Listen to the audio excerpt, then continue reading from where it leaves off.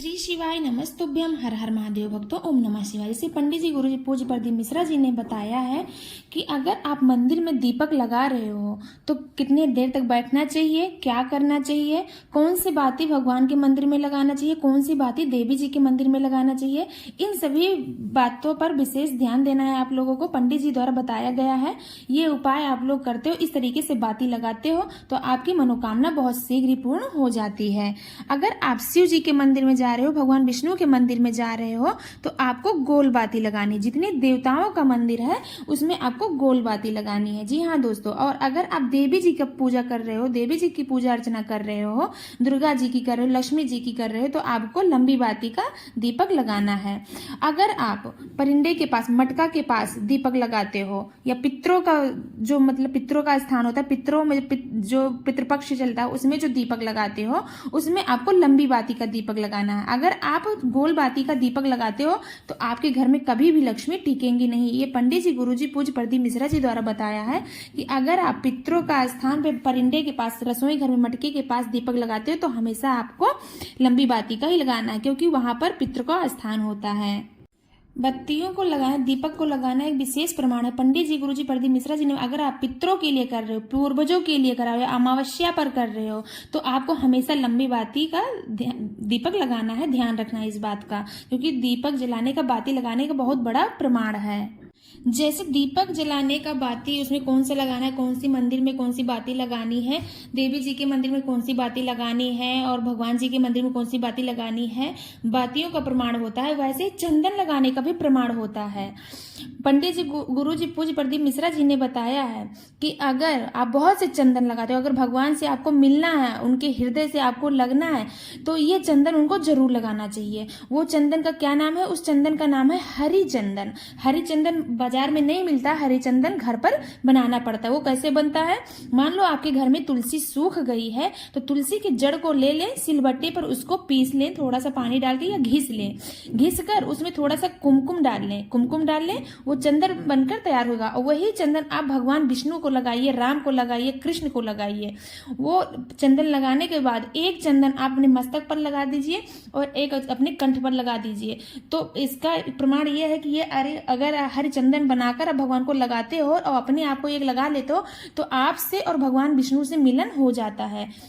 तो ये चंदन बनाकर एक बार जरूर आप लोग ये करिएगा। अगर भगवान से आपको साक्षात मिलना है, अपना दिल अपने भगवान से आपको लगाना है, तो ये हरी चंदन बनाकर जरूर करिएगा। जरूर हर बनाए अपने घर पर। सूखी हुई तुलसी ले लें, उसको पीस लें, पीस कर भगवान राम को, भगवान विष्णु को, कृष्ण को चंदन लगाएं और अपने मस्तक पर, कंठ पर जरूर लगाएं। जैसे दीपक का प्रमाण है, बातियों का प्रमाण, वैसे चंदन का भी अलग प्रमाण है।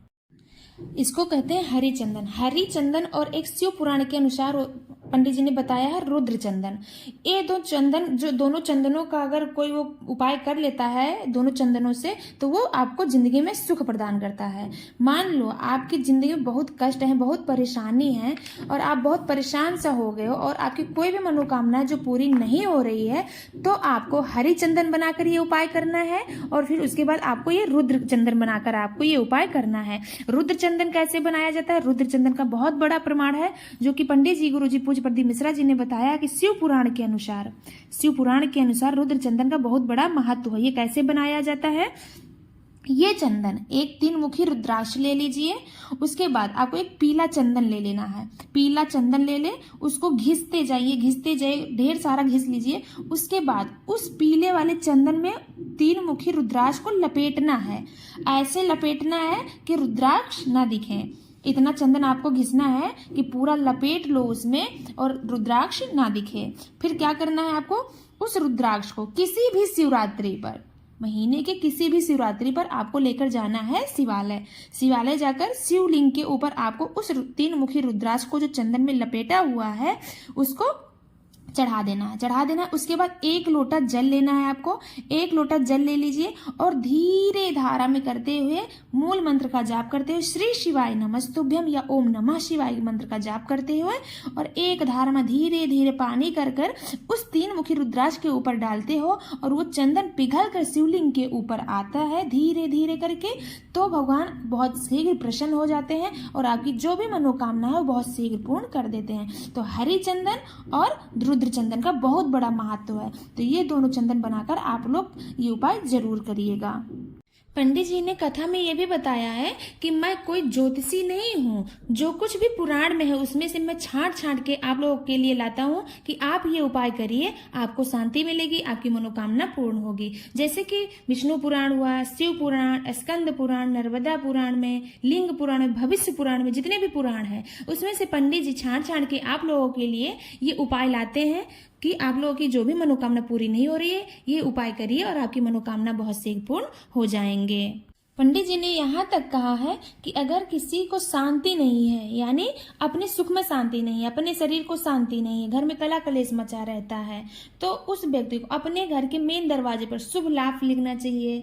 जो जिसके दरवाजे पर शुभ लाभ बना रहता है, रिद्धि सिद्धि जिसके घर में रहती हैं, यानी जो घर की लक्ष्मियां होती हैं शांत स्वभाव की होती हैं, और मोदन अनुमोदन होते हैं, या फिर जिसके घर में बेलपत्र का पेड़ लगा होता है उसके नीचे घर की औरतें माताएं बहनें झाड़ू लगाती हैं, जो भगवान का भजन करता है, या जिस मंदिर में कोई नहीं जाता है, जिस मंदिर में कोई जाता ही न हो उस मंदिर में जाकर वो साफ सफाई करता है या करती है, घर की माताएं बहनें हो सकती हैं, बड़े बुजुर्ग भी हो सकते हैं, साफ सफाई करता है, दीपक लगाता है, जल चढ़ाता है, कुछ भी आसपास में नहीं दिख रहा है फूल उल तो वहां की कुछ पत्तियां ही तोड़ के चढ़ा देता है, तो भगवान शंकर उसके जीवन में चमत्कार कर देते हैं। अगर इतना कुछ जिसके घर में होता है तो उनके शरीर को सुख मिल जाता है, उनके मन को शांति मिल जाती है और उनके जो भी मनोकामना होगी पूर्ण हो जाती है। धन धान से भोले शंकर पूर्ण कर देते हैं, भोले भंडारी हैं, उनका भंडार शीघ्र भर देते हैं। तो ऐसा करिएगा, जिस घर मंदिर में कोई न जाता हो जरूर जाइए, दीपक जलाइए,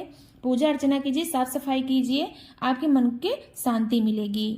पंडित जी गुरु जी पूज्य प्रदीप मिश्रा जी ने बताया है कि अगर आप बहुत कष्ट में जी रहे हो, आपकी बहुत कष्टमयी जिंदगी है, तो आपको जो मृत्यु लोक में निवास कर रहा है उसको जरूर सुमिरना चाहिए।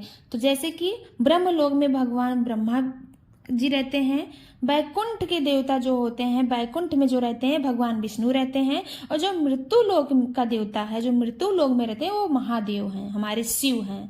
तो जो मृत्यु लोक में है, हम लोग कहाँ रहते हैं? मृत्यु लोक में रहते हैं, पृथ्वी पर रहते हैं, तो ये मृत्यु लोक हुआ। तो हम लोग सबसे पहले शंकर भगवान को सुमिरना है आपको। ये नहीं आपका बच्चा शहर में है उसको इन्फॉर्म करो, आपकी लड़की ससुराल में है उसको बुलाओ, पहले आप शंकर जी के मंदिर तो जाओ, अपना कष्ट तो बताओ। पंडित जी ने यहाँ तक बताया कि अगर आप जाते हो शिवालय जाते हो, कितना भी कष्ट आपको क्यों ना हो, भगवान शंकर के ऊपर छोड़ दो, भगवान शंकर से बोल दो, वो आपके कष्ट हरता होंगे, आपके कष्ट को हरेंगे।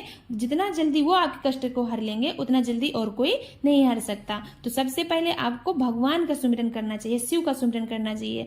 आपके घर के आसपास जो भी मंदिर हो वहां जाओ, भगवान को सुमिरो, अपनी कष्ट भगवान के समक्ष रखो। तो ये कुछ विशेष उपाय भी थे और चेतावनी भी थी जो पंडित जी गुरु जी पूज्य प्रदीप मिश्रा जी द्वारा बताया गया है। तो आप लोग इसको समझ में आया हो, पसंद आया हो तो वीडियो को लाइक करें, चैनल को सब्सक्राइब करें, कमेंट में श्री शिवाय नमस्तुभ्यम हर हर महादेव जरूर लिखें। पंडित जी ने यहाँ तक कहा कि ये जितने उपाय मैं बता रहा हूँ, मैं कोई ज्योतिषी नहीं हूँ, ये सारा मैं विष्णु पुराण, शिव पुराण, स्कंद पुराण, नर्मदा पुराण, लिंग पुराण और भविष्य पुराण के अंतर्गत ही आप लोगों तक पहुंचा रहा हूँ। तो आप लोग जो मैं बताता हूँ ये उपाय जरूर करिएगा और अपने जीवन को सुखमय जरूर बनाइएगा। ओम नमः शिवाय भक्तों, हर हर महादेव।